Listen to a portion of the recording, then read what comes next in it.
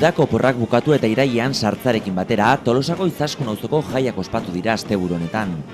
Egitarau zabala prestatu dute aurtengorako ere antolatzaileek, eta urteroko moduan, ekintzarik jendetsuenetariko bat, ostiral gaueko danborrada izan da. Ume gazte zein gurasoak danborrak joaz ibili dira Izaskun auzoko kaleetatik barrena.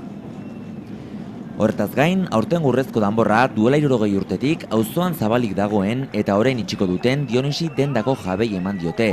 Urte guzti hauetan, auzoari eman dion zerbitzua eskertzeko asmoz.